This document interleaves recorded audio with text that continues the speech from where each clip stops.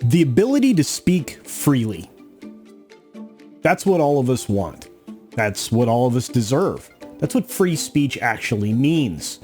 When it comes to having a channel on YouTube, Rumble, Odyssey, BitChute, any of these other locations, even on the other forms of social media, it's important to be able to express yourself. And of course, that also comes with, the opportunity to defend yourself as well if you have a good or bad take. Let me tell you, that happens from time to time. But right now, one of the biggest free speech folks out there in the planet, he's giving an ultimatum. Good for you, Joe Rogan. Good for you. Here we go.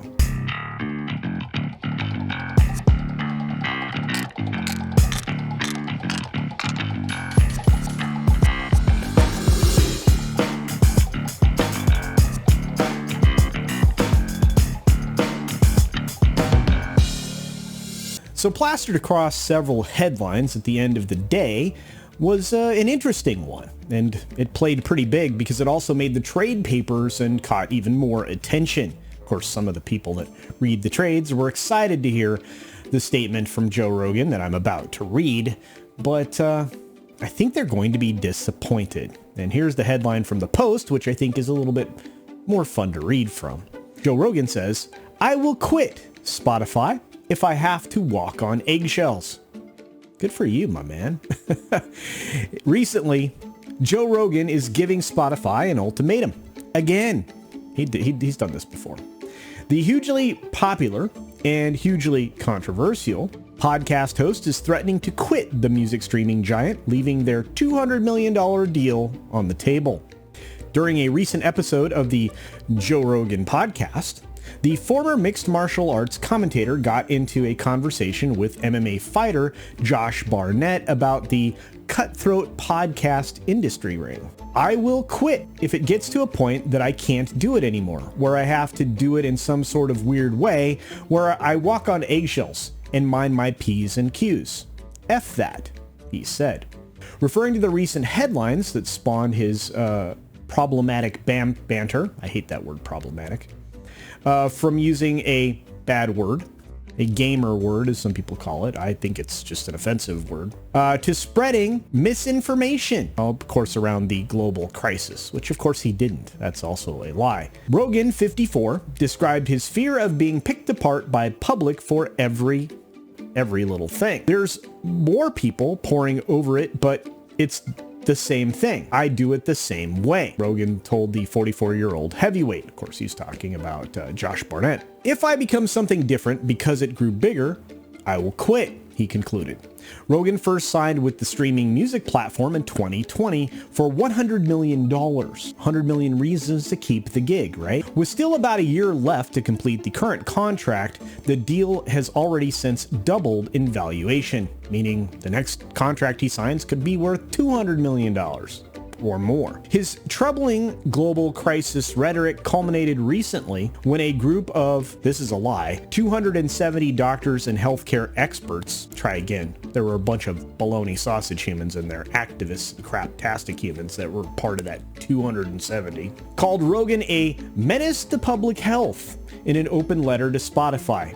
Their signed warning couldn't move the app to act. No, it didn't move the needle for anybody. We saw it for what it was. So musician activists that nobody knows. Neil Young, Joni Mitchell, David Crosby, Stephen Stills, and Nils Lofgren did, announcing a boycott of the platform. Well, and then they came crawling very quietly back like a week later. Whatever. Spotify has since slapped a content advisory on some of Rogan's episodes containing questionable discussion of the global crisis, which as time goes on is less misinformation and more important information as we learn more and more about what was withheld and what therapeutics conversations need to be happening right now. But again, I'm not a doctor. Consult one if you're concerned about these issues, including if you're affected by the virus associated with the global crisis. But I'll continue. During yet another public review, it has removed 113 episodes of the Joe Rogan Experience, namely those featuring, and this is their words, not mine, far-right pundits. Really? How about we remove some far-left people from your platform as well? Of course, this is referring to Milo and a member of or associate of the Proud Boys, which who cares, to be honest with you. We've been talking to radicals for a long time. I mean, they feature them all over the place in public television on the regular, but oh no, a private company in Spotify can't choose to do what they do. So messed up. Anyway, in the meantime, his critics have indeed had time to dredge up even more troubling comments, and they go back to the gamer word thing, which dude, he was in a situation that was within the context of the time, and when he said it, I'm sorry, you hear more offensive stuff on the radio a lot, including elsewhere on Spotify, on certain channels from certain musicians regularly. He obviously was prompted for an apology, which he gave right away. He called it the most regretful and shameful thing I've ever had to talk about publicly. Well, of course. It looks effing horrible even to me, says Rogan, said, acknowledging his reputation for shocking statements. I know that to most people there is no context where a person that is differing in their melanin content is ever allowed to say that word. Well, you better tell that to certain rappers out there, but I'll keep going. Never mind publicly on a podcast, and I agree with that now. I haven't said it in years. Well, I'm sure he hasn't. I mean, most people don't. I think that the only time that I've heard this in a while has been from rap artists, to be honest with you. To be fair, I'm the occasional comedian with enough melanin content for it not to be offensive, I guess. During Tuesday's episode, Rogan said his job requires sincerity. Without it, this show doesn't have any success, and he's 100% right. Of course, his guest, Barnett, wanted him to, continue to have the difficult conversations that he always has. And let me tell you, I hear this from a lot of content creators here on this platform, that they realize that the rug could be pulled at any moment. And you can tell a lot of people are talking about things without talking about them. They have to speak about things without being direct. And Joe Rogan does not ever put himself in a position where he doesn't speak directly. So congratulations to him. I've watched some of the people that I admire, including Gary Nerdrotic over on that channel on Nerdrotic. And Gary knows it could be over tomorrow. And yet he still hosts, a great show in Friday Night Tights, and he still does incredible video content. And I'm proud to be a member of his audience.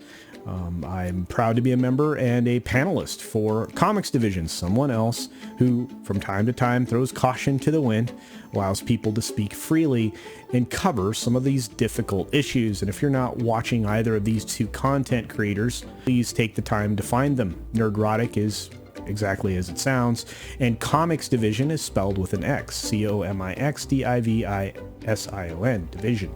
And they're well worth your time, but so are so many other independent content creators here on the platform. That's why every video that I do, for the most part, I'm telling you, please support them, because you're going to get straight from the heart information, whether it be opinion, editorial commentary, whether it's just news information, facts, whether it's just conversation around a movie or television show or even a podcast. They're all doing their very best for you, so we all should be doing our best for them. And believe me, I hold myself to the same standard. I like to hit that like button when I like something. I like to share out certain videos and streams because I think they're fun, informative, and important. I make comments. Comments are really good for engagement. And of course, I subscribe and often become a member of some of these channels. And again, I'm proud to do so. So if you wouldn't mind, I am interested in what you think about what Joe Rogan is talking about here. I think it's a very brave stance. Do you agree? Do you think that it's interesting that he's willing to walk away from a potential $200 million contract a year from now? Or maybe more. Who knows with inflation what it'll eventually be worth. This is a guy who built a reputation on being direct, honest, sincere, and being somebody who asks questions sometimes other people aren't willing to ask. And let me tell you, that kind of bravery we need more of in the world right now. We need more thinkers and We need more doers and we need less whiners. But anyway, feel free to use the comment section down below.